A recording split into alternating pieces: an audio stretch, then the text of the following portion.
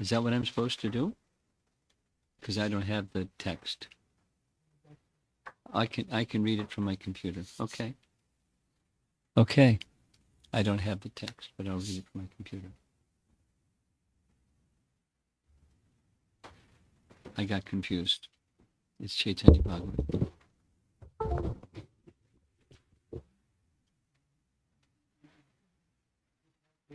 You what? I can read from my computer. I'll just read from my computer. You want to have everybody see it on the screen? Huh? No, we'll just keep this picture.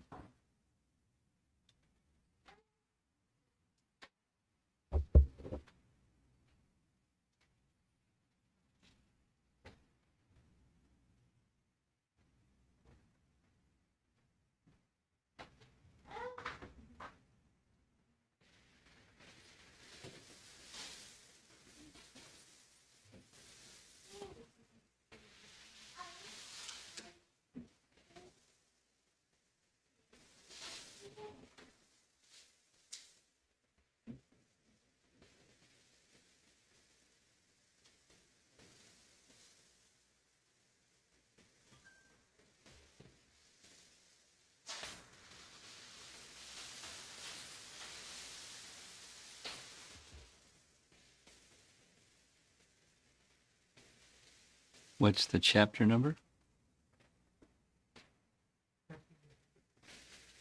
Chapter number? 13.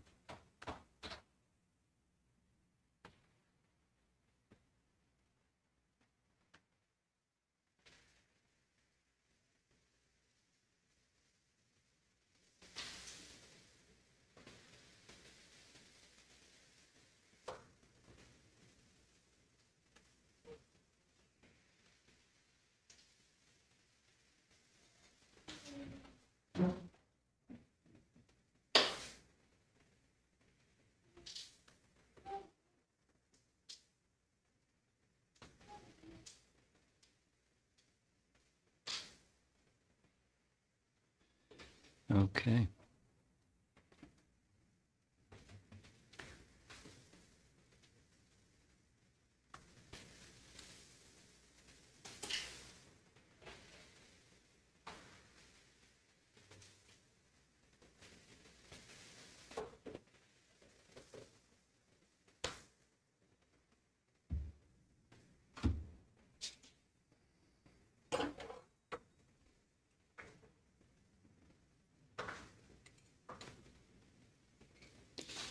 Jaya Radha Madhava Kunjabi Hari Radha Madhava Kunjabi Hari Jaya Radha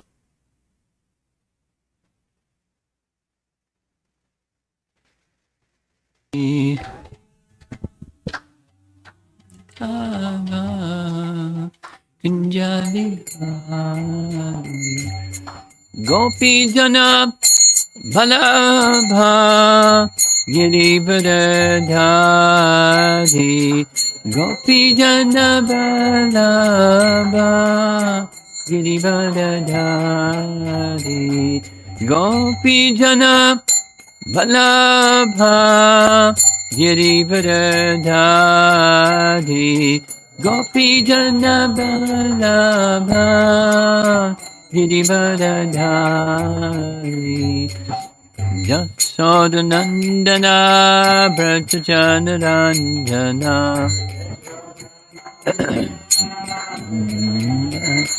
Jasodanandana Brajjanarandana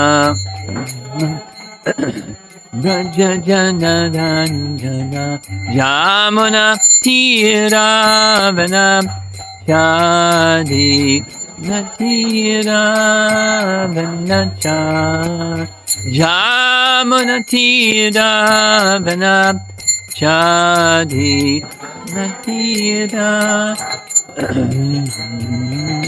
Jaya Radha Madhava Kunja Bihari Jaya Radha Madhava Kunja Bihari Jaya Radha Madhava Kunja Bihari Jaya Radha Madhava Kunja Bihari Gopi Jana Balabham Girivardhari Gopi Jana Balabham Girivardhari Gopi Jana Balabham Girivardhari Gopi Jana Balabham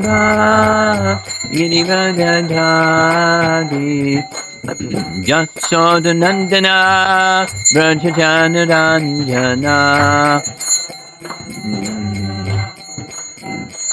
Yasodhanandana Vrajajana Ranjana Nandana Vrajajana Ranjana Yamunatira Vanachadi Tira Vanachadi Yamuna Tiravana Jadi Tira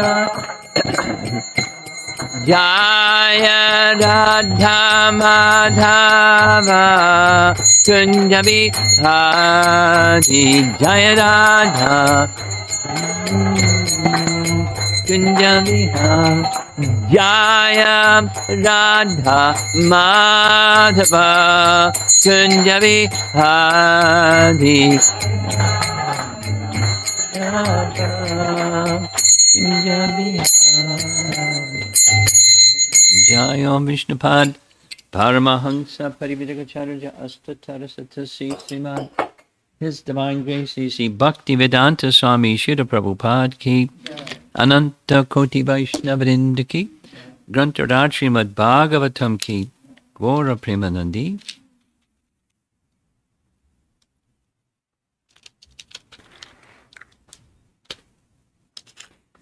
Om Namo Bhagavate Vasudevaya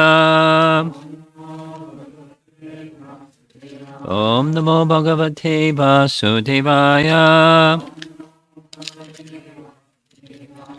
Om Namo Bhagavate Vasudevaya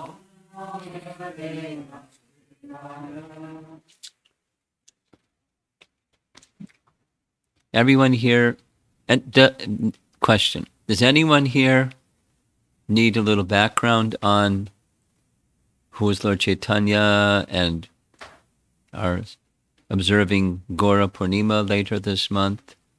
Anyone needs that kind of understanding? Okay, you're all familiar. Then,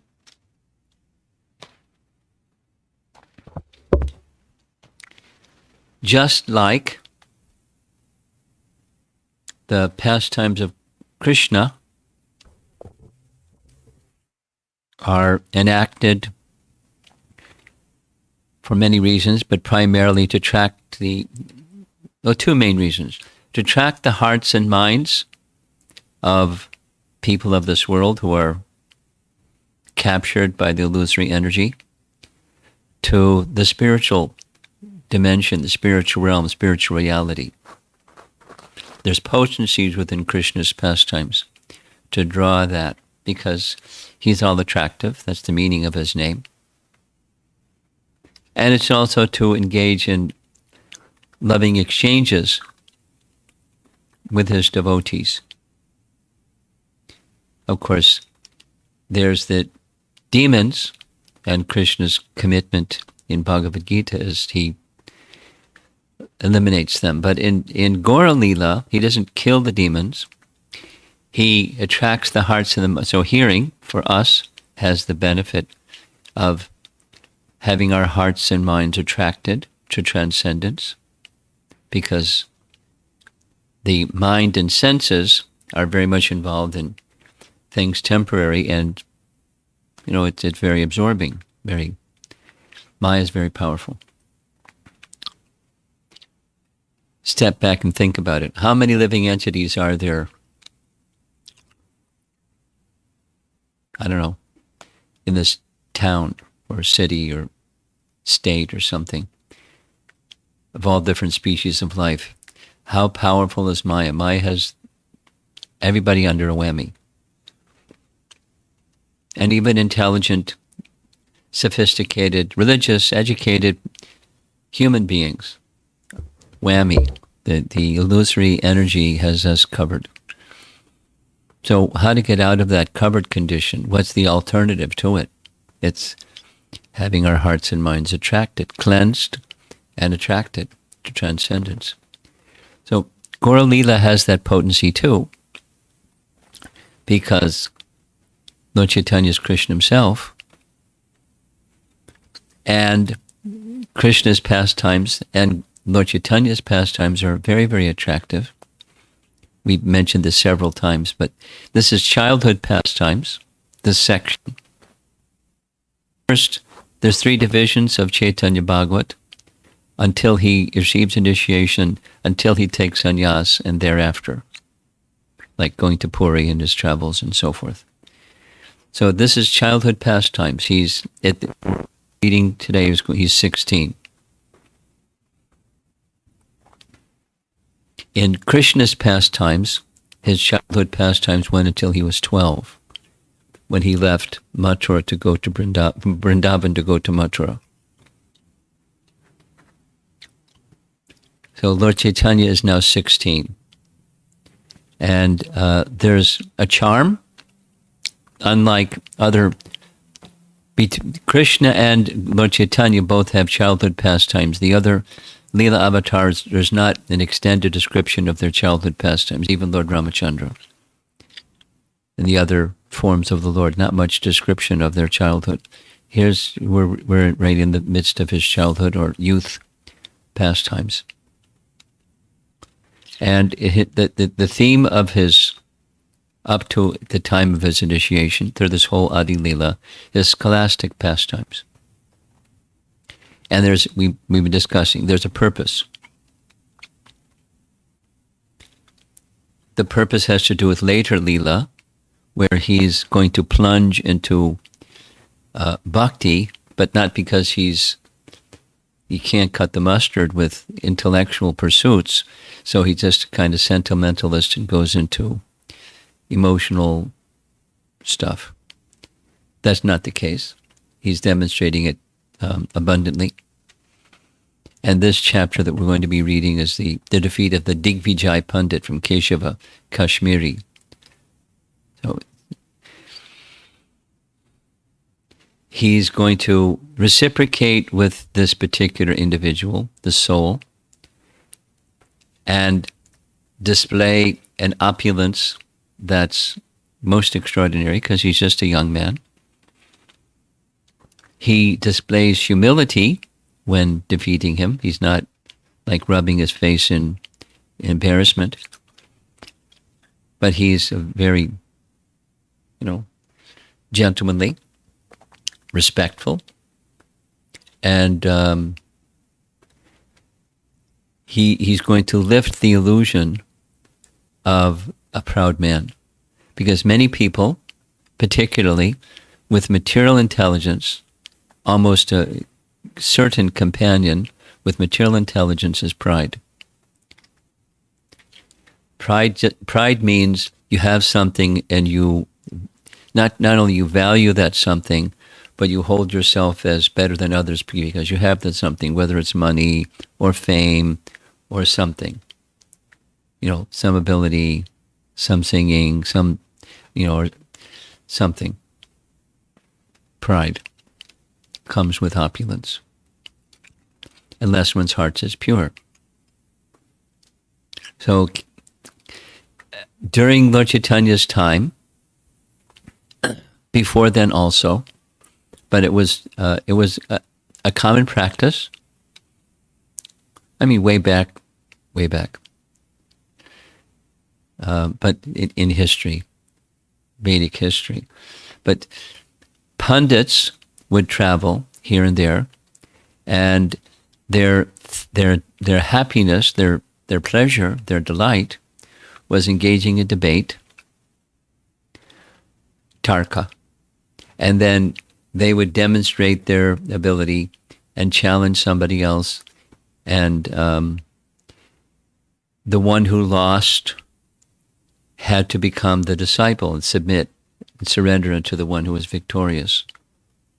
There's long history of all of that. Jumanacharya became Jumanacharya because that's something that he did, without going into the detail of that wonderful story. It's common practice. So there was, from Kashmir, a very learned Digvijay. He would travel and debate and conquer. Digvijay. Keshava was his name, from Kashmir. So we'll hear him referred to as Keshava Kashmiri. And he came to Navadvip, and the practice was, who's the most reputed person in this place? Because they will hear Navadvip during this period. We heard it already, and we'll hear it again. During this period of time, it was a seat of high learning. Something like, in our modern situation, Harvard, Yale, Princeton, and Oxford University. In India, it has its IITs and other things. So there's places where it's known this is a place of high learning. And really, really specially capable people go there, and there's that kind of energy surrounding the place. So Navadvip was one such place during that period of time. So many, many, many Brahmins came from all different places to be in Navadvip, to associate and engage in higher studies in the Vedas. And some of them were Vaishnava, some of them were not. But it was a seat of high learning. So the story that we're going to hear is this, the scholastic pastimes. We get the setting once again, as we did in the previous chapters. And Nimai has thousands of students. He's just a 16-year-old young man, but he has thousands of students, because if you can have the personality of Godhead as your teacher, it'd be a pretty good thing. So he had renown. The kids wanted to be his students. The parents wanted their children to be his students. And his practice commonly was a certain place underneath a large shade tree by the side of the Ganga. They would sit, and he would do studies. And grammar was his field, and grammar, it's said, is the gateway into understanding the Vedas. So grammar and logic.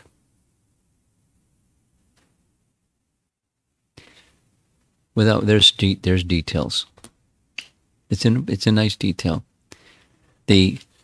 Prior to Lord Chaitanya's appearance, there was a great scholar said to be the most celebrated scholar in the whole of the country of India, which meant, in one sense, the whole world. And his title was Sarvabhauma.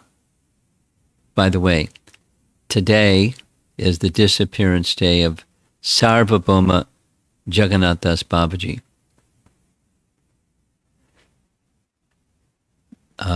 The Shiksha Guru of Bhaktivinoda Thakur was Jagannath Das Babaji. So Prabhupada, Gorkishore Das Babaji, Bhaktivinoda Thakur, Jagannath Das Babaji. So he was given the title also, Sarvabhauma Jagannath Das Babaji. It's right in his pranam mantra. A little bit about Jagannath Das Babaji, because it's his disappearance day. Vastly learned, that's how he got the title Sarvabhauma. But he lived his life largely in Vrindavan, and that's where Bhaktivinoda Thakur associated with him. Bhaktivinoda Thakur spent some time in Vrindavan, and of all the Vaishnavas during that period of time, there was kind of a down period. There's hills and valleys in the line of Lord Chaitanya. Immediately following Lord Chaitanya and the six Goswamis, and then following the six Goswamis, Srinivasacharya, Narottam Das Thakur, and Shyamananda. Then there was something of a lull. Anyway, without going through the whole history, there's periods where there's hills and there's valleys. Jagannath Das Babaji was a perfected soul during that period of time when it was the valley period. That is to say, the prominence of Lord Chaitanya's associates was not widespread. He was a Babaji. He didn't go here and there and speak. So one needs to go here and there and speak in order for the current, the flood of love of God to rise. So Bhaktivinoda Thakur made it rise after that period of lull. It was to the public at large not well known and not well respected. Not well respected because they were deviant or deviated teachers and persons who were presenting those teachings. Apa Sampradaya is called. Apa Sampradaya, broken Sampradaya, not proper representatives of Lord Chaitanya's teachings. Jagannath Das Babaji was an exception. And what he's especially known for, we should say, is his, at a certain point, Bhaktivinoda Thakur wanted to reside in Navadvip, so he did, and he invited Jagannath Das Babaji, he was over 100 years old, to come by train. At that time there were trains, and with his one assistant, he was unable to walk. He was so old. He had to be literally carried in a basket. Kind of must have looked funny, but he was carried in a basket. And he stayed in Koladweep, which is now Navadvip, and you can, when you go to Mayapur and do the Mayapur Yatra, certainly you'll visit that place. It's a really nice place. Very quiet, very remote from everything. And he was a total transcendentalist without all the details of his biography of his life. But one of the things that's most acclaimed for him was when Bhaktivinoda Thakur became convinced where the actual birthplace of Chaitanya Mahaprabhu was, based on at least a dozen different things. He brought Jagannath Das Babaji to the place. And his biography says, at this time he was over 120 years old. He was invalid. He had to be carried in a basket. He was fully conscious, but his body was not working properly. And when he got to the place, he leaped out of the basket, jumped up in the air, and started dancing in ecstasy. Gauranga, Gauranga. Confirming. And there's many other things to say. So back to the Digvijay Pandit story. So he came to Navadvip. He found out who's the most learned person, and he found out it was this 16-year-old Nimai Pandit. And so we'll hear the story of how he came to realize that Lord Chaitanya was Krishna. It's really nice narration. Really nice narration. Really nice. So this is his childhood pastimes that helps us understand his divinity and attracts our hearts and minds to transcendence and help us understand how he engaged with others to bring them to a stage of Krishna consciousness without using chakra or gada. He just used his spiritual potency. That was Lord Chaitanya's activity. All glories to Sri Gaurachandra, the shining light of the family of Brahmanas. All glories to the Lord who increases the happiness in the hearts of his devotees. All glories to the Lord of Govinda, the doorkeeper. O Lord, please glance mercifully on the living entities. All glories to the crest jewel of teachers and the king of Brahmanas. All glories to the devotees of Lord Chaitanya. In this way, the Lord of Vaikuntha enjoyed his scholastic pastimes by vanquishing the scholars for pride. Scholars is plural. Navadvip was full of millions of learned scholars, each of whom had mastered various scriptures. Bhattacharyas, Chakravartis, Mishras, and Acharyas had no occupation other than teaching. These scholars were all independent and so victorious in debating scriptures that they disregarded persons as learned as Lord Brahma. The Lord constantly rebuked these scholars who had to directly or indirectly hear those taunts. Nonetheless, none of them was able to counter the Lord's challenges. They were so frightened on seeing the Lord that they would humbly try to avoid him. Whoever the Lord spoke with would become his staunch follower. Everyone on the banks of the Ganges knew well that the Lord was most intelligent from his very childhood. Within their hearts, they knew that the Lord could not be defeated in argument. Therefore, they naturally became frightened when they saw the Lord, and they were obliged to accept subordination to him. Nonetheless, the influence of the illusory energy is such that no one was able to recognize him.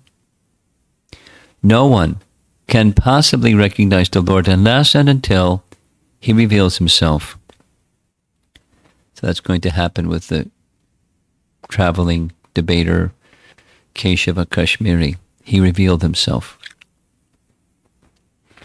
The Lord is eternally merciful to the living entities in every respect, yet, due to the influence of his illusory energy, everyone remained ignorant of his identity.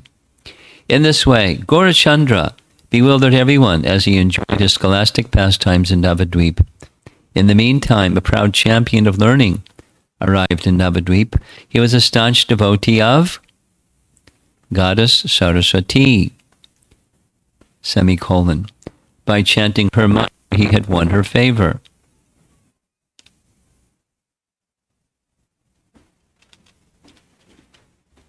Saraswati is the personification of devotional service to Lord Vishnu.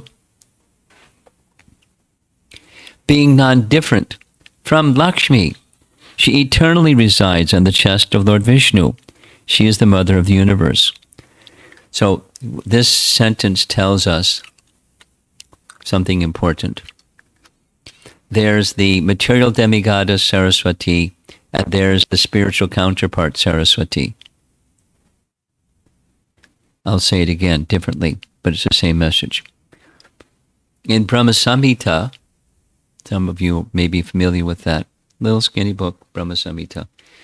It's verses by composed by Lord Brahma describing his realizations. And one of the sections that describes the process of spiritual elevation that he underwent. And when it says that Brahma underwent tapa for 1,000 celestial years, what was that tapa that he did? Answer, chanting mantra. Question, which mantra? Answer, there were two mantras. One of them came from, in Bhaktisiddhanta's language, he calls it the prototype Saraswati. It's the prototype Saraswati because there wasn't even creation yet. So there wasn't the goddess of learning, Saraswati. There was nothing. There was darkness and Brahma, and that was it. Look, Garbhodaksha Vishnu, his source. He received mantra, Gopal mantra, from Saraswati. And so it's this Saraswati, it's the internal potency Saraswati, who, according to what we just read, she resides eternally on the chest of Lord Vishnu. So, for all of the, I'll say it twice, for all of the demigods in this realm, there's their spiritual counterpart in the spiritual realm. Again, we find in Brahma's prayers to Krishna, Canto 10, Chapter 14. He offers prayers to Krishna, 40 verses. One of them indicates he, Brahma, along with the others who are deities who are controllers of the senses, recognize that the residents in Vrindavan, because they have spiritual forms, they're not, their sensory power is not dependent upon demigods. Ours is. We can't, Prabhupada's words, we can't blink our eyelid without the sanction of a demigod. We can't digest our food. We can't walk. We can't see. We can't hear. We have senses, but they're enabled by demigods. Those demigods that enable things that are of this world have their spiritual counterpart in the spiritual world. And I can elaborate on that, but this is one of them. Saraswati is a demigoddess of learning. But she, Saraswati, has her spiritual counterpart, who is eternally residing in the chest of Lord Vishnu. She is the mother of the universe. Due to the Brahmana's great fortune, that's this traveling Keshava Kashmiri Brahmana, due to the Brahmana's great fortune, she appeared before him and blessed him to conquer the three worlds. What is the difficulty for her to bless one to become a champion of learning, when simply by her merciful glance one achieves devotional service to Lord Vishnu? After directly receiving the benediction of Goddess Saraswati, the Brahmana traveled from province to province, defeating the local scholars wherever he went. All the scriptures reside on the tip of his tongue. There was no one in the world who could answer his challenge. Well, except for one. Then heard about the glories of Navadvip, wherein endless learned scholars resided. Thus, after conquering all the provinces, the champion scholar came to Navadvip, along with his opulent entourage, which included horses and elephants. As a result, a loud commotion arose in every house and every assembly of learned scholars in Nadia. People everywhere were saying, "A champion scholar has come to Navadvip with a certificate of victory from scholars all over the country." When all the learned scholars of Navadvip heard that he was favored by Saraswati, they began to worry. Of all places of learning through Jambudvip, Navadvip surpasses all. If this Digvijay is victorious in such a place as this, then scholars all over the world will condemn us. Yet who has the ability to debate with one who has received the blessings of Saraswati? Since Saraswati resides on his tongue, how can a human being debate with him? Thousands of Bhattacharyas left their duties out of anxiety. All over Navadvip, people were heard saying, now we'll understand the power of our knowledge. The students went and informed their teacher Gauranga of all these incidents. Quote, a Digvijay who has been blessed by Saraswati and who has conquered scholars throughout the world has come with his certificate of victory. He has arrived in Navadvip surrounded by elephants, horses, palanquins, and many followers. He has come to Navadvip seeking an opponent. Otherwise, he demands a certificate of victory from all the scholars of Navadvip. Hearing the words of his students, the jewel-like Gauranga smiled and began to describe the nature of the Supreme Lord. Listen, dear brothers. The Supreme Lord never tolerates false pride. Whenever the Lord sees someone proud of some personal quality, he certainly removes the cause of that pride. The nature of both the tree laden with fruit and the man decorated with good qualities is they bow down with humility. You must have heard of the great Digvijayas of the past, like Hai, Nahusha, Vena, Bana, Naraka, and Ravana. Try to think, whose pride was not smashed? The Supreme Lord never tolerates anyone's false ego. Therefore, you will see this Digvijay's scholastic pride vanquished here in Navadvip. After saying this, Nimai smiled. Then, in the evening, he took his students to the bank of the Ganges. After sprinkling some Ganges water on his head and offering obeisances, Lord Gauranga sat down on the bank with his students. As the students sat around the Lord in various groups, it created an unprecedented scene. The Lord jubilantly engaged in discussing Varnashram Dharma and scriptural topics on the bank of the Ganges. Though he did not say anything, the Lord thought, how shall I defeat this Digvijay? This Brahmana has become most proud, and he thinks there is no one in the world to oppose him. If I defeat him in an assembly, it will be equal to death for him. Everyone would belittle him. They would plunder his belongings. He would die in lamentation. Therefore, I will defeat him in a private place, so that his pride will be destroyed, but he won't be hurt.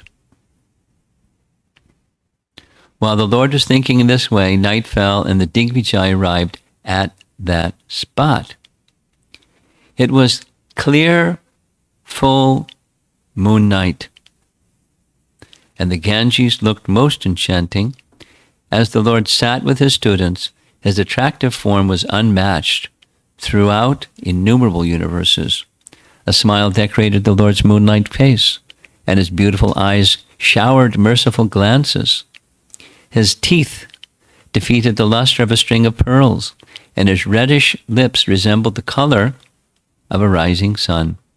He was full of compassion, and all the limbs of his body were delicate. His head was adorned with beautiful, curling black hair. His dress was divine. His neck resembled that of a lion, and his shoulders like those of an elephant. His body was very large, and his attractive chest was adorned by Lord Ananta in the form of a Brahmana thread. An enchanting mark of tilak decorated his forehead, and his beautiful arms reached to his knees. The Lord wore his cloth like a sannyasi, and he sat with his right foot on his left thigh. As the Lord explained the scriptures, he established correct statements as incorrect, and incorrect statements as correct. All his students sitting around him in groups created an enchanting scene. Seeing this wonderful scene, Digvijay was astonished and thought, is this Nimai Pandit? Digvijay remained incognito as he gazed steadily on the Lord's beautiful form. He then asked a student, "What is his name?" The student replied, "He is the famous Nimai Pandit." The best of the Brahmanas then offered his obeisances to the Ganges and entered the Lord's assembly. Seeing him, the Lord slightly smiled as he offered him a seat with great respect. Although the Digvijay was very brave by nature and a champion of learning besides, he was nevertheless frightened on seeing the Lord. The power of the Lord's natural characteristic is such that the very sight of him produces fear.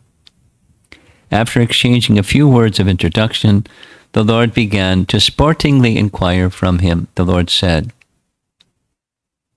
"There is no limit to your poetic ability. There is nothing you're unable to describe. Please recite some of the glories of the Ganges, for by hearing such glories, everyone's sins are destroyed." Hearing the Lord's request, the Digvijay immediately began to describe the glories of the Ganges. Who can fathom the countless verses that the Brahmana so quickly recited? The Digvijay's recitation was like the deep rumbling of clouds. Since Saraswati personally resided on the tongue of Digvijay, whatever he spoke was authorized. No human being had the ability to refute his speech, for no scholar could even understand him. The Lord's thousands of students all became speechless on hearing those descriptions. "Rama! Rama, how wonderful!" they marveled. "Can an ordinary human being speak like this?" The most wonderful words and literary ornaments in the world were all used in the Digvijay's recitation. Even those who were fully conversant in the scriptures had difficulty understanding his words. The Digvijay continually recited in this amazing way for 3 hours without coming to an end. When Digvijay finally finished his recitation, Sri Gaurasundara smiled and spoke. "The purport of your words are so exalted that unless you explain them, no one can understand. Therefore, please explain a portion of your recitation, for whatever meaning is explained by you must be accepted." Hearing the Lord's enchanting words, the best of the Brahmanas began to explain. But as soon as he began to explain a verse, the Lord immediately pointed out faults in the beginning, middle, and end of the verse. The Lord said, "According to scriptures, all the words and literary ornaments that you have used are far from correct.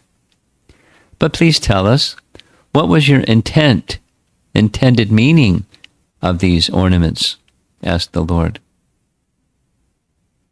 Digvijay, the great son of Saraswati, was unable to properly explain, for his intelligence had left him. Whatever little attempt he made to defend himself was refuted by Lord Gaurasundara.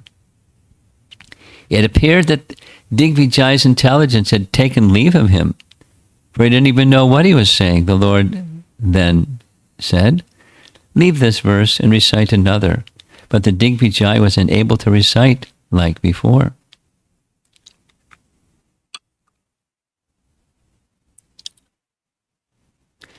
It is not unusual that Digvijay was bewildered in front of the Lord, because even the Vedas are bewildered in the presence of the Lord. As the Digvijay faced defeat, the Lord's students were on the verge of laughing. The Lord, however, forbade them from laughing and sweetly spoke to the Brahmana. "You please go home for today, for tomorrow we will discuss some more. You must be tired after your long recitation, and it's getting late. Please, go take some rest." The Lord's behavior was so gentle that whoever was defeated by him felt no distress. Lord Brahma, Lord Ananta, and Lord Shiva create, maintain, and annihilate innumerable universes. When even they are bewildered before the Lord, what is surprising if this Brahmana was bewildered?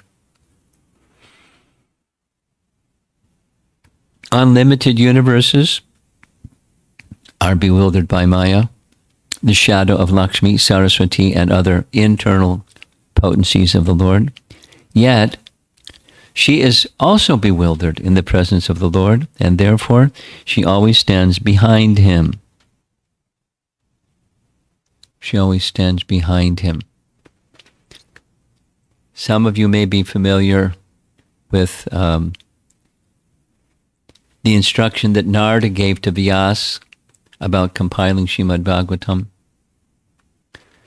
Canto 1, Chapter 6, 5 and 6.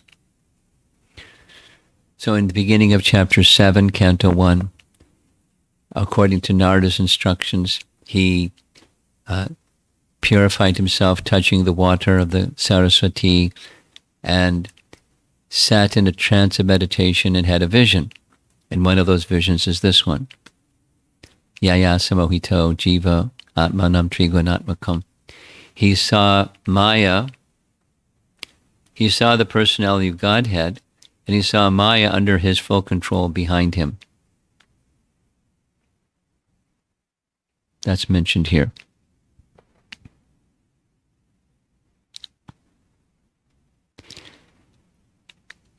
Maya is also bewildered in the presence of the Lord, and therefore she always stands behind him.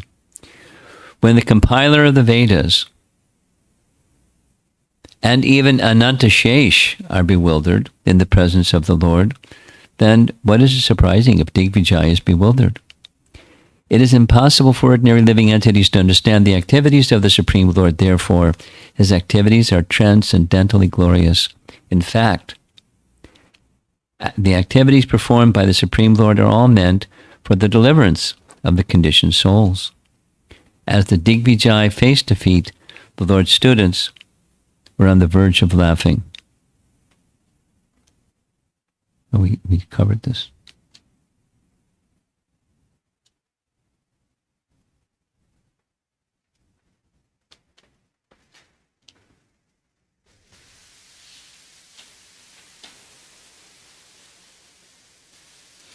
After defeating each of the teachers of Navadvip, the Lord satisfied them with sweet behavior. The Lord continued, "Let us go home today. After looking at your books, come tomorrow and answer my questions." Even after defeating someone, the Lord did not insult them, and thus everyone was pleased with him. Such were the pastimes of the Lord. That is why all the learned scholars of Navadvip were so affectionate to the Lord. As the Lord returned home with his students, the Digvijaya felt great shame and distress. The Brahmana thought, "I've been personally blessed by Saraswati. Till now I've not met a single person, whether the scholar of Nyaya, Sankhya, Patanjali, Mimamsa, Vaisheshika, or Vedanta, who could even compete with me. What to speak of defeating me? This Brahmana merely teaches children's grammar, and he defeated me. This is certainly an act of providence. It appears that Saraswati's benediction has proven false, which awakens doubt in my mind. Otherwise, I have committed some offense at her feet. Is that why my intelligence was diminished? I must find out the cause of my defeat." Thinking in this way, the Brahmana began chanting his mantra. After chanting for some time, the distressed Brahmana fell asleep, and in short time, Saraswati appeared before him in a dream, and she wasn't happy. Goddess Saraswati glanced mercifully at the fortunate Brahmana and confidentially spoke as follows. "Oh, best of the Brahmanas, listen as I disclose to you the secrets of the Vedas. If you disclose these topics to anyone, you will meet a quick death. Know for certain that he by whom you are defeated is the Lord of innumerable universes. I am an eternal maidservant at his lotus feet, and I am embarrassed to appear before him. The illusory energy of the Lord cannot take precedence, being ashamed of her position, but those who are bewildered by her always talk nonsense, being absorbed in thoughts of it is I and it is mine. O Brahmana, although I speak through your tongue, in front of him, I have no power. What to speak of me, even Lord Anantashesh, who explains the Vedas with thousands of mouths, and who is worshipped by Brahma and Shiva. He is also bewildered in his presence. He is the Supreme Brahman, the eternal, pure, complete, inexhaustible Lord, who is situated in everyone's heart. Fruitive activities, mental speculation, material knowledge, pious and impious activities, direct and indirect perception, and more than I am able to say, all these are created and destroyed by that Lord you just met in the form of a Brahmana. Know for certain that everyone, including Lord Brahma, enjoys happiness and distress according to his will alone. Listen, dear Brahmana, all incarnations such as Matsya and Kurma are not different from him. In the form of Varaha, he rescued the earth. In the form of Nrsimha, he protected Prahlad. In the form of Vamana, he is the life and soul of Bali. The Ganges appeared from his lotus feet. The Lord appeared at Ayodhya and killed Ravana as one of his innumerable pastimes. He is known as the son of both Vasudev and Nanda. But now he has appeared as the son of a Brahmana to enjoy scholastic pastimes. Do the Vedas know this incarnation of the Lord? Who has the power to know unless the Lord reveals himself? The title of Digvijay is not the real fruit of your chanting mantras to worship me. The real fruit of your chanting is that if you have now directly seen the Lord of innumerable universes, therefore, O Brahmana, go immediately and surrender yourself at his lotus feet. Don't ignore my words by considering them only a dream. I am controlling you by your chanting, and I have therefore informed you of that which is unknown to the Vedas. Speaking of these words, Saraswati disappeared, and the most fortunate Brahmana woke up. Immediately after getting up, the Brahmana went in the early morning to the Lord's residence. The Brahmana came and offered his obeisances to the Lord, who picked up the Brahmana and embraced him. Now he's not in front of his students, he's at his home. The Lord said, "O Brahmana, why have you come so early? What is the reason for this behavior?" The Brahmana replied, "It is all due to your merciful glance." The Lord said, "You are a champion of learning. Why are you treating me like this?" The Digvijay replied, "Please listen, O king of the Brahmanas. Just by worshipping you, all one's activities become successful. You are the supreme Lord Narayana, but you have appeared in Kali Yuga in the form of a Brahmana. What is the power? Who has the power to recognize you? Doubts arose in my mind when you asked me questions that I was unable to answer. O Lord, all the Vedas confirm that you are devoid of pride. Now I have seen this with my own eyes. There is no doubt about it, although you have defeated me 3 times. You have maintained my prestige. Is this possible for anyone other than the Supreme Lord? Therefore, you are certainly Lord Narayana. I met with innumerable scholars wherever I went. Goda, Trihuta, Delhi, Kashi, Gujarat, Vidyanagara, Kanchipura, Anga, Bengal, Andhra, Orissa. What to speak of refuting my statements? None of those scholars had even the power to understand them. Though I am such a scholar, I was still unable to establish my consciousness before you. Where did all my intelligence go? This is not an astonishing achievement for you are the Lord of Saraswati. She personally told me this. I came to Navadvip at a most auspicious time. Although I was drowning in the dark well of material life, I somehow saw you. I was bewildered by nescience and material desires, and I cheated myself as I wandered throughout the world, forgetful of my constitutional position. I've met you by some great fortune. Now, please, deliver me by your merciful glance. It is your nature to engage in the welfare of others. Indeed, there is no shelter or source of compassion other than you. O Lord, please instruct me in such a way that I may have no material desires in my heart. After speaking many plaintive words in this way, the Digvijay humbly offered prayers to the Lord. Hearing the Brahmana's submissive words, Sri Gaurasundar smiled and replied, "Listen, O best of the Brahmanas, you are most fortunate, for Saraswati resides on your tongue. Conquering the world is not the proper use for knowledge. The proper use of knowledge is to worship the Supreme Lord. Try to understand. When one gives up his body, he cannot take wealth and reputation with him. That is why devotees renounce material endeavors and serve the Supreme Lord with firm determination. Therefore, O Brahmana, give up all materialistic association and immediately begin to worship the lotus feet of Lord Krishna. Up to the time of your death, serve Krishna with confidence. Know without doubt that the goal of knowledge is to fix one's mind on Krishna's lotus feet. The best advice I can give you is that devotional service to the Supreme Lord Vishnu is the only substantial truth throughout all the worlds."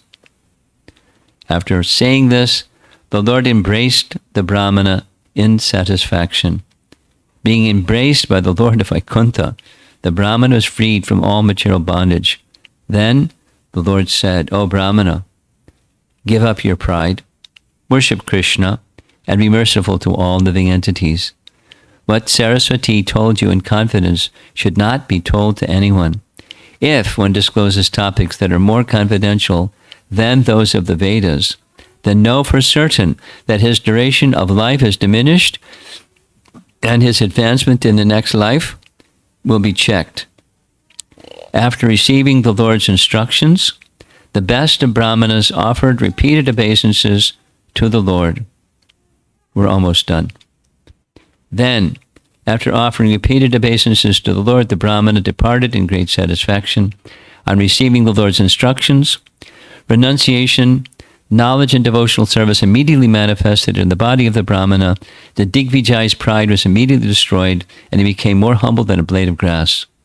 He gave all his elephants, horses, palanquins, wealth, and whatever assets he had in charity to suitable persons. In this way, the Digvijay continued his travels as a detached person. Such are the pastimes of Sri Gaurasundar. The natural characteristics of his mercy is that a person renounces even the position of a king to take the position of a mendicant.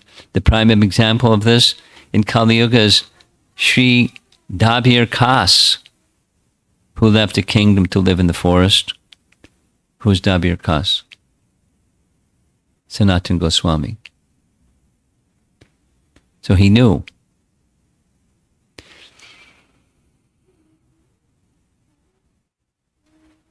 Even when Krishna's servants obtain that for which everyone in the world works hard, they easily give it up.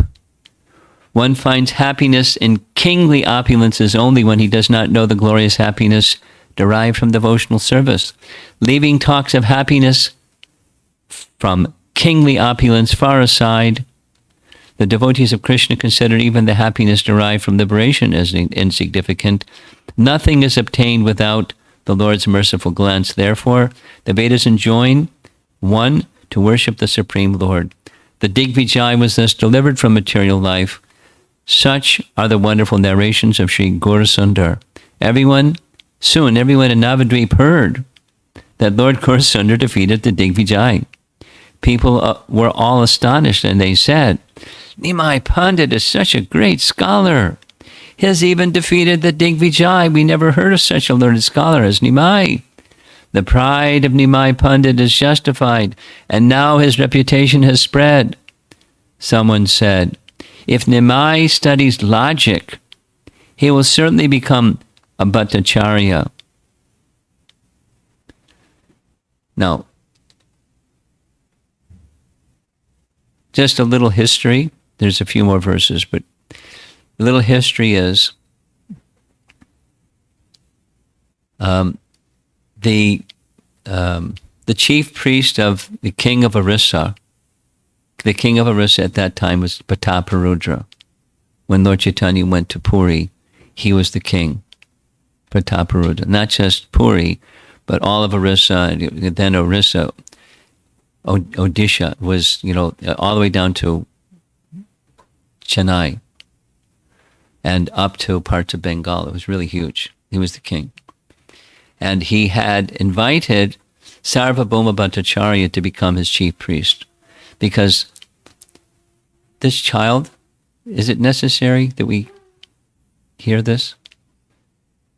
I mean, mother wants to hear, but we want to hear.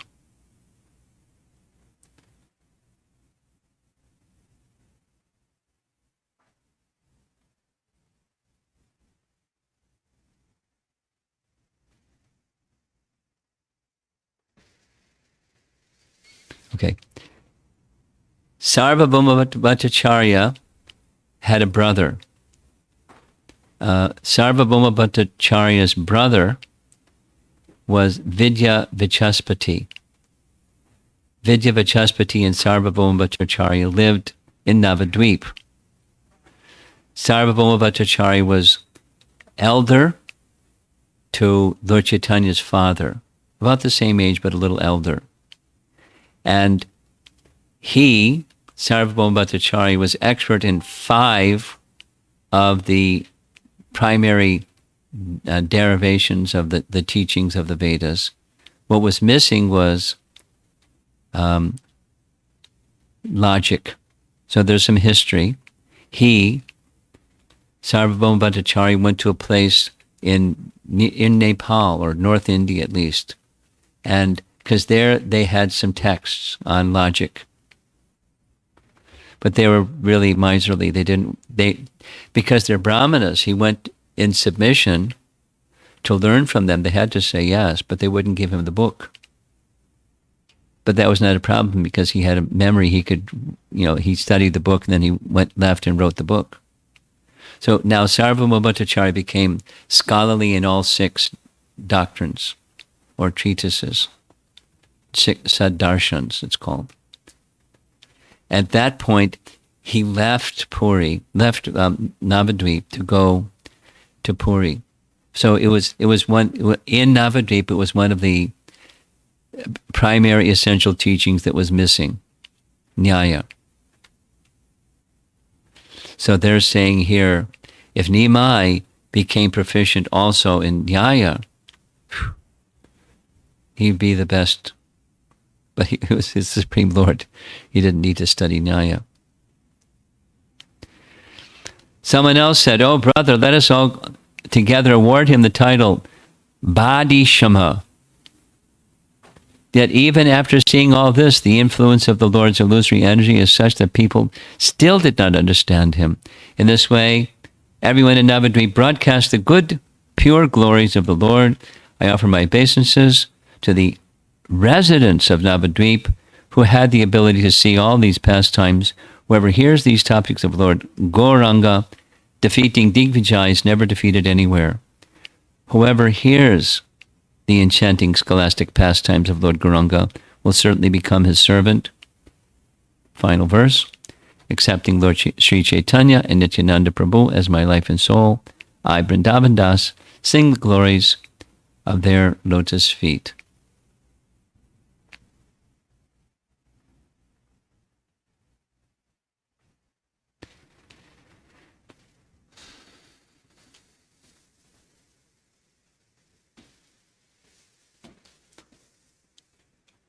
There's a slightly different version in Chaitanya Charitamrita, and it goes like this. Chaitanya Mahaprabhu, there were 100 verses, says, flowing like the Ganges, coming from the mouth of Digvijay, spontaneous Sanskrit verses for 3 hours. And at the end, Lord Chaitanya said, wonderful, wonderful, wonderful. Can you point out in verse number 84, whatever it was, what were the qualities and faults? And the Digvijay said, well, I was just composing the Sanskrit. I don't remember verse 84. And Lord Chaitanya said, if you like, I can recite verse 84. And he recited verse 84. Can you tell me what the qualities and faults are? And he said, how did you remember verse 84? And Lord Chaitanya said, well, some people are versed in being able to compose Sanskrit, and some people are versed in being able to remember things. So here's verse 84. Can you tell me the qualities and faults? And he said, well, there's no qualities, there's no faults, it's only qualities. Then Lord Chaitanya pointed out some faults in grammar rules. And he was speechless because he didn't see the faults. But Lord Chaitanya pointed out, correctly, faults. And then the students started to laugh, and Lord Chaitanya said, no, don't laugh. He's a great personality. You can't laugh at a great personality. You should respect him. Look he just honored the Ganges in such a wonderful way. Now,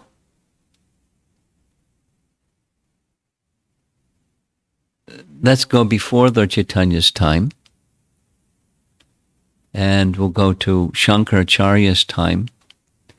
And Shankaracharya, Adi Shankaracharya, engaged in reviving successfully the merit of the Vedic texts, because during his time, or prior to his time, the merit of the Vedic texts had been denigrated by different groups, primarily by the Buddhist followers, but others also, Jains and some others. So, the respectability and the authority of the Vedas had been diminished. And one of the gifts of Shankaracharya was to restore that. The respectability, the pramana, the source of knowing things through the Vedas. And he gave his dissertations on the Vedas. And to establish the authority of the Vedas, there was a lot of rhetoric. There was a lot of logic and reason, like the same nyaya. So he established on his, of course, spiritual strength and logic and reason. And then following Shankaracharya came Vaishnavacharyas. And most prominent amongst them in refuting Shankara's teachings was Madhvacharya. Because Shankara said there's only one thing, and Madhvacharya said there's two things. There's Hari and there's Shiva. There's the independent and there's the dependent, and so forth. So one of the 86 books that Madhvacharya are well known for having written is a book that gives the rules of debate, because it was common, not only during the time of Mahaprabhu, going back. So what are the proper rules when there's disputants on philosophical points? What are the rules for conducting a proper debate? How should it be conducted? Who's to decide? What are the terms and conditions? So it's like, it's a really, it happened during Ramanujacharya's time, prior to that, and prior to that, and prior to that. Debate was the standard procedure.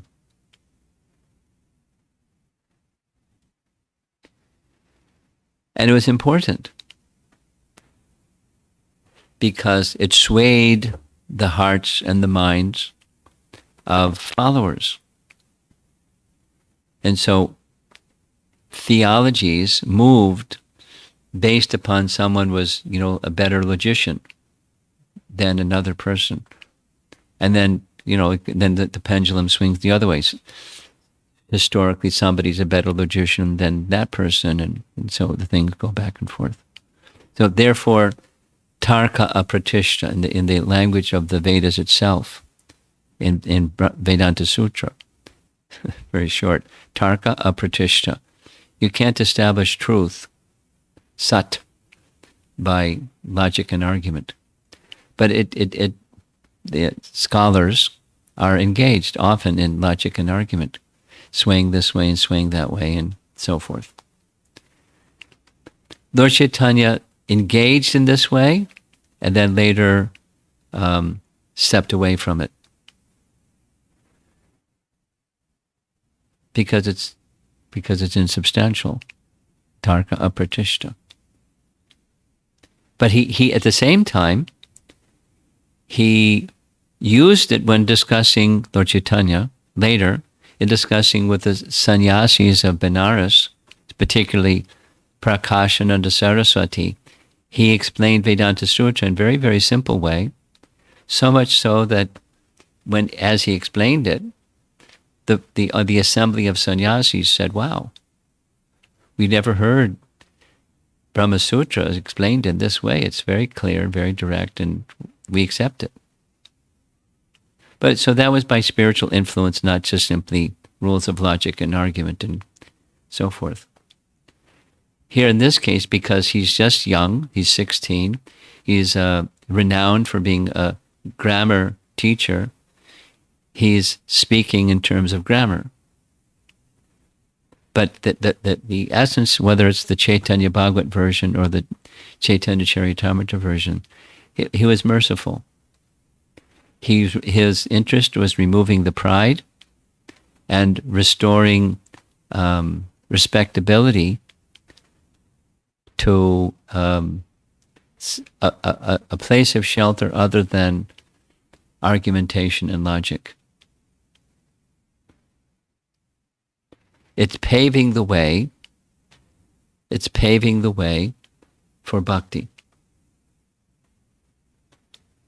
That's one of the big features of this pastime. We find in Brahma's prayers, same idea. Jnane prayasa udapasya.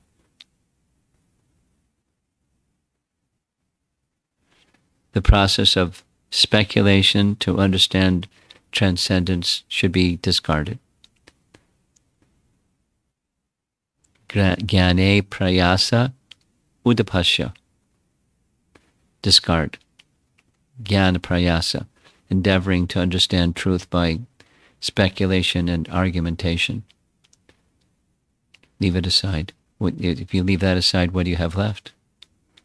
Namanta eva. You offer obeisances. Obeisances to what? And so that the text describes that the topics of the personality of Godhead, as heard from authoritative sources, and then dedicate yourself tanavan manobir, with your body, mind, and words to those topics. That's the process that Brahma recommends. That's the process that Lord Chaitanya accepted in his talks later with Ramananda Roy. And that's what's happening, at least one piece of it is happening in this pastime. Leave aside logic and argument. In the Chaitanya Charitamrita version, similarly, Saraswati said, of course I didn't allow you to speak. You're confronting my master. How can I give you the power to defeat my master? No way. Go and pay your obeisances to him. Beg forgiveness for how you conducted yourself. Then there's a chance for you to redeem yourself. So he did that. But Lord Chaitanya was careful to uphold his dignity. He didn't just simply want to, smudge his face with ashes.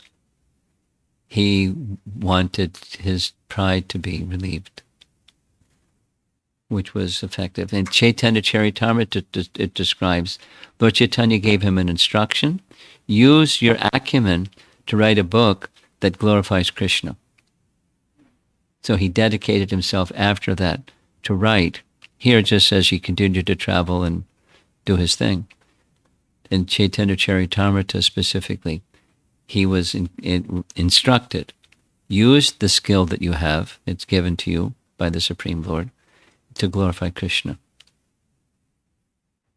So that's what he did, and he became very happy.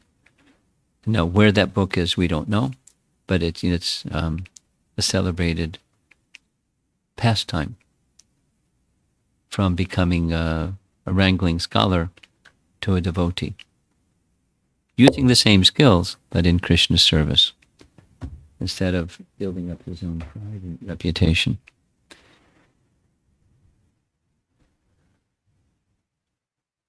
Okay, so let's see if there's some discussion.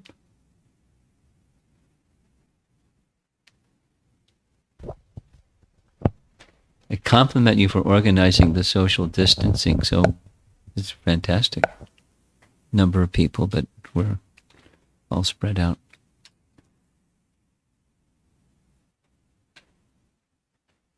Any comments or questions? Or reflections? Yeah? So, my question is, it's not related to Chaitanya or the Chaitanya Charitamrita, but I know that Krishna is a boy and his expansion is Radharani, but and she's a girl. So, is Krishna a boy or a girl?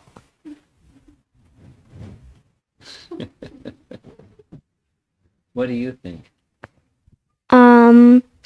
I think he's both. Okay. Well, in a worldly sense, he's a boy because he's Purusha. But in a transcendental sense, he's neither boy nor girl. What? One of those, huh? No, not one of those. He's because Krishna is everything. He's the source of everything, correct? And therefore, within him is everything. Say it again. Since he's the source of everything, within him is everything. So he's everything. And within him is everything. So one could say he's both male and female, or he's neither male or female in the ordinary sense of male and female. In the ordinary sense of male and female. But in the transcendental sense, he has a male form and Radharani has a female form. But listen carefully. There's two forms, but that two forms is one entity. Just like sun and sunshine is one entity.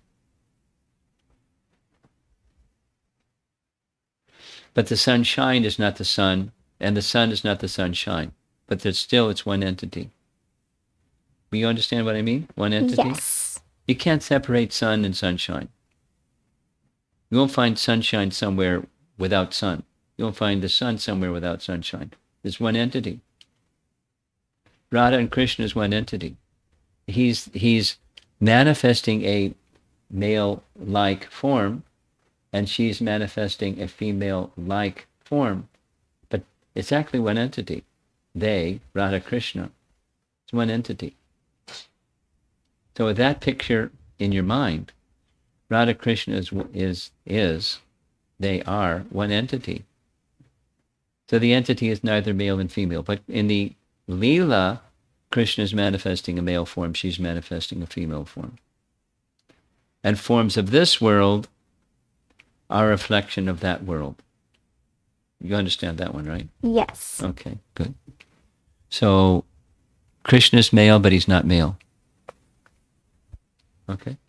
Okay. He's transcendental. He's the source of everything is within him.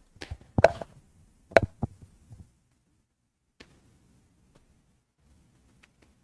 think your mother's got to say something. Nice question. Hare Krishna Guru Maharaj. I was appreciating how the Lord is so kind and how He's the ultimate benefactor of everyone. Though Digvijay Pandit has so much of knowledge and all at the same time pride, but how Lord Chaitanya was removing the bad part and accepting what good is in him, and not just giving him the ultimate benefit at the end. Yeah, yes. Now Chaitanya Mahaprabhu, we hear like this. in other forms of the Lord, he comes with weapons and he annihilates those who are inimical to him. In the case of Chaitanya Mahaprabhu, he doesn't. And he has no weapons. Rather than it's his associates or his angas and upastras. Astras and upangas. So what I'm going to do right now is going to look up in Gauragonda Deshtapika who was Keshava Kashmiri in Krishna Leela. For those of you who must know,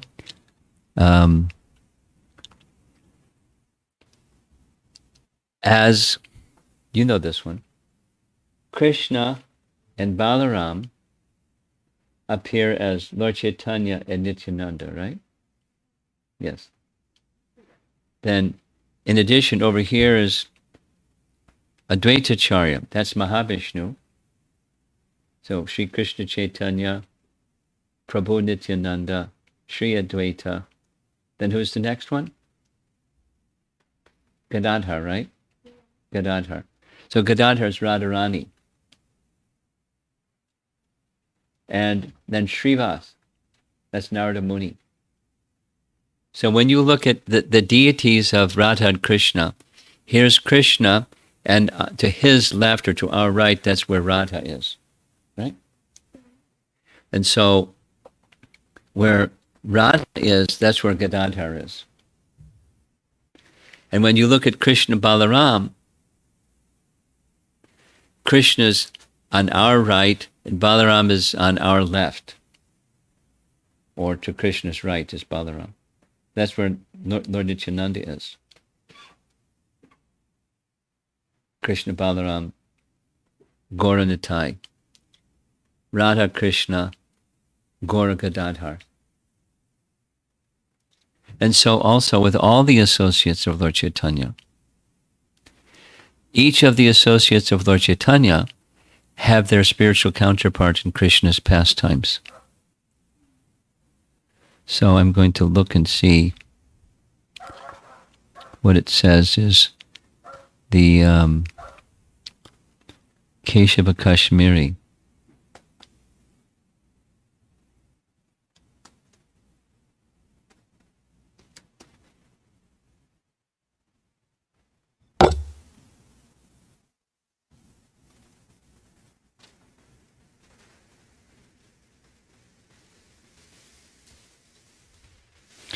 I hope I can find it. I should have done this before.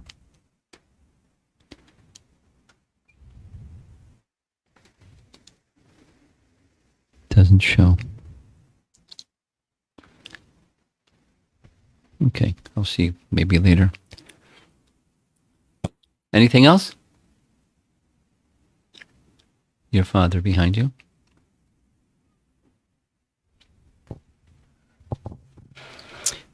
When Krishna takes away the pride, it's said that he takes away the root cause of the pride. So I was thinking, is the root cause of the pride is the misconception that I own something or I control something. So that misconception, does Krishna take away the misconception of the pride? Yes. Yes. So in this case, a competitor to Krishna. I'm the enjoyer. Like her question, is Krishna male? So Purusha, thinking I'm Purusha. I'm Krishna. I'm the enjoyer. And this opulence of mine is mine. I and mine. And I'm the enjoyer. I'm the source of my opulence. I'm meant to be the enjoyer of it. Look at me. There's the false ego manifestation, but the root is separate enjoyment. Competitor to Krishna. My enjoyment is meant to be, rightfully so, separate from Krishna. In fact, he's not even in the picture. That's the root. Anything else? Right here? Maharaj, one question popped into my mind. Fine. So I had heard that there are 3 or 4 like authentic sampradayas, like with their line of successions. Yes. And like we know that Lord Chaitanya, like he came in this line of succession, like in Kali Yuga. So does Lord also come in other lines of succession in Kali Yuga to benefit like that?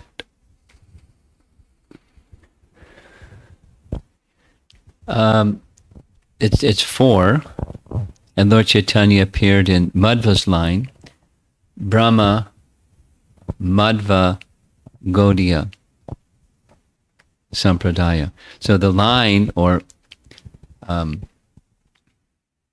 shakha, like the trunk of the tree is Madhvacharya, Brahma Madhva. And then there's a branch of the tree, Shakhabed, a branch of the tree of Madhva. So your question specifically is, do forms of the Lord appear in these other sampradayas in addition to this one? Well,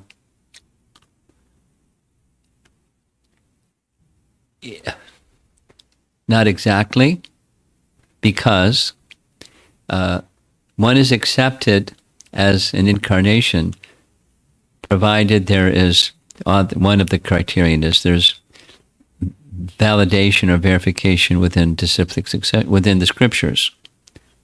This is a form of the Lord within this disciplic succession, or whatever, in any time. So, on the authority of Scripture, an incarnation of the Lord can be accepted. However, there's 2 small details. One may be empowered. That's called a Shakti Avesh. You familiar with that term? Shakti Avesh. Avesh means empowered, and empowered with Shakti, the Lord Shakti. So one may be a Shakti Avesh, that's not listed in the list of incarnations. There may be such cases. And at least I'm familiar with, in the Sri Sampradaya, they have a certain regard for Ramanujacharya as being an incarnation, one of the Lord's paraphernalia. And I forget which one, but an incarnation of one of the Lord Vishnu's paraphernalia, or Narayan's paraphernalia. So it's not exactly an incarnation of the Lord, but that's how they view Ramanujacharya. And so, and they have their scriptural basis for saying what they say. So they have that regard. Does that answer your question? Yeah. Okay.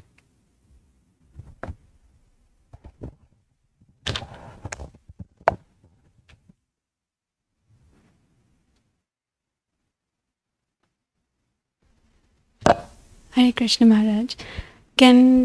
My question is, can pride be purified, or Yes. does it need to be completely nullified? It can be, purified or nullified. It can be lighter, less pride and still some pride. As in, can pride be utilized in Krishna service just like anger, Hanuman, or is it like envy that doesn't exist in the spiritual world? It has to be. We have to get rid of pride to be able to. I see, that's your question. Well, Prabhupada speaks of, he mentions that according to Narottam Das Thakur,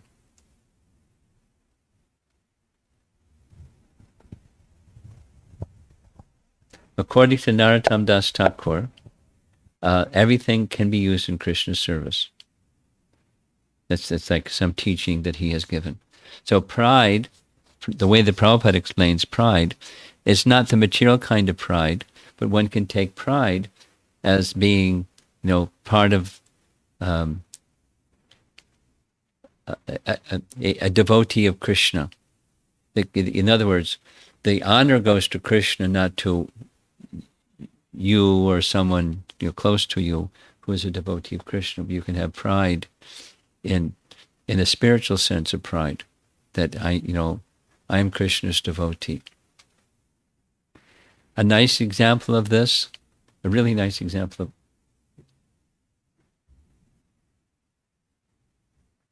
Slow down. Especially when talking to your mom. Sit still. Not possible, huh? Okay. Lord Chaitanya's servant was named Govinda. You familiar with this? Not Ramanujacharya's servant. Ramanujacharya's servant was Govinda. And Govinda is a pastime, or Govinda is asking people to honor him and praise him and this and that and the other thing. And the word comes to to Ramanujacharya, was, confronted Govinda saying, why are you doing like this? And he said, I'm doing like this because any honor that goes to me goes to you. I take pride in being your devotee because you're to be honored by everybody. So it's transparent. That's spiritual pride. We're part of this wonderful disciplic succession. We're proud of the disciplic succession, not in the material sense. May I ask another small question? Yeah.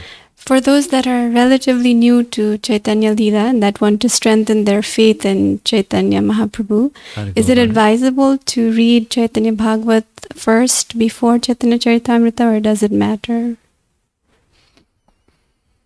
My advice would be primarily read Prabhupada's books. And of Prabhupada's books, Chaitanya Charitamrita is third in line, starting with Bhagavad Gita and the basic devotional texts, then Bhagavatam, and then Chaitanya Charitamrita. But those who wish, because look what we're doing, it gives us a taste. But the primary, if for those who wish to go more deeply into Lord Chaitanya's pastimes, A, be patient, and B, when the time comes when your patient bell rings, go to Chaitanya Charitamrita because there's comprehensive commentary. Now, Bhaktisiddhanta wrote commentary on Chaitanya Bhagavat, and that certainly is more than helps. It's very valuable. But for us, beginners, Chaitanya Charitamrita, if you want to go more deeply into Lord Chaitanya's pastimes, or teachings of Lord Chaitanya because it's summarized. And still, teachings of Lord Chaitanya is really, it's heavy, it's dense, it's profound. But that's maybe an easier place to start. It's a summary study of teachings of Lord Chaitanya. It's a summary study of Chaitanya Charitamrita. I think that's a good place to go next. Anything online? Yes?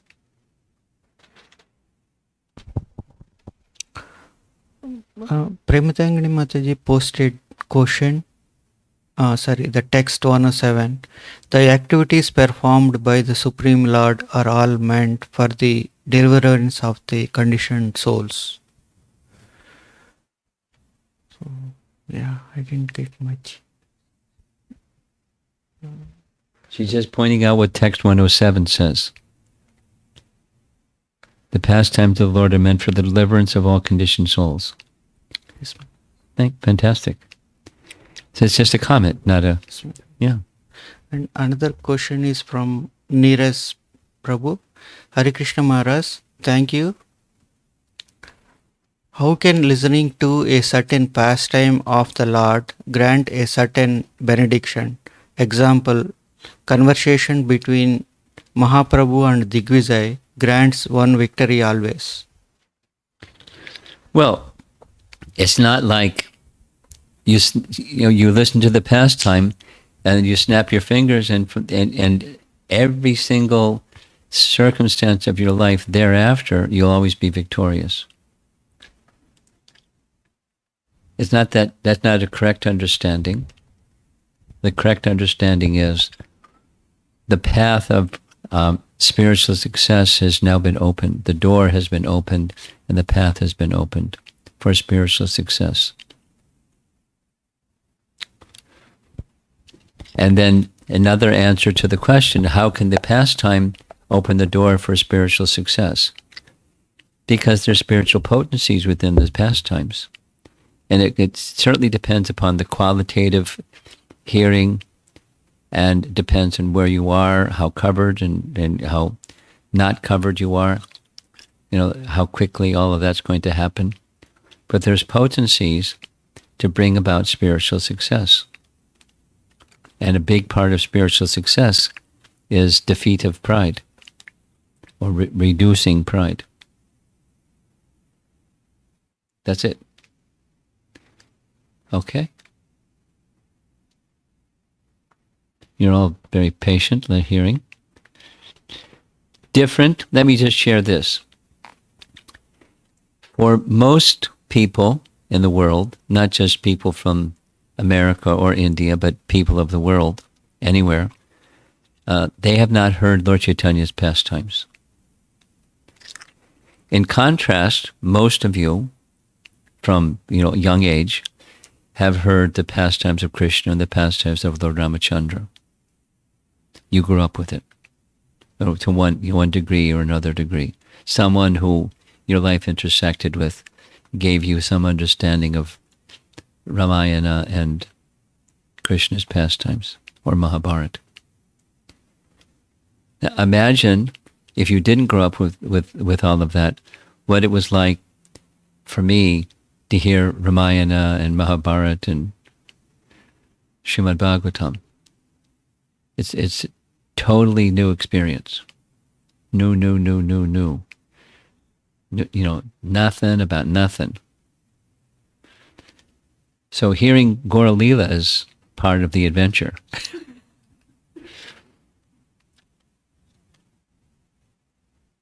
And it has its challenge that you've never heard it before, and it has its sweetness that you've never heard it before.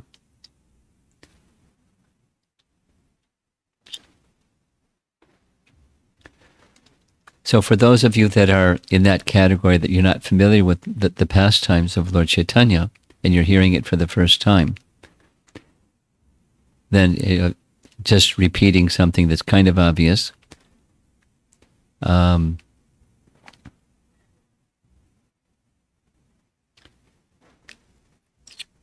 be troubled by the fact that it's new and there's names and circumstances and things. Try to appreciate the essence of the kindness and the mercy that Lord Chaitanya is extending. In this case, particularly relieving Digvijay of pride, expanding his glories, at least incrementally expanding his glories to people who didn't understand his divinity, but started appreciating more and more his capacity for scholarship, along with his beauty and other, visible features that were very attractive. He was drawing their affinity to him, so that when his pastime as a devotee manifest, they were up and running. There was a head start. So it was reciprocating with them and performing pastimes that are edifying and uplifting for us. So at least that much. And you're hearing for the first time. And then gradually, by hearing again and hearing again and hearing again and hearing again, it becomes like, for those that hear Ramayana again and again, you develop some real affection for Lord Ram, or for Lakshman, or Hanuman, or other personalities in Ramayana. You have a feeling for them. Not just the pastime, but you have a feeling for the personalities.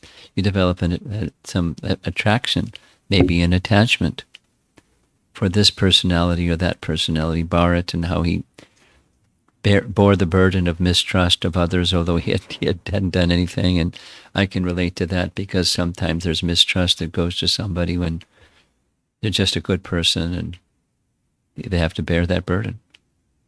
And that's one of the reasons why Bharata was given the name that Bharata was given.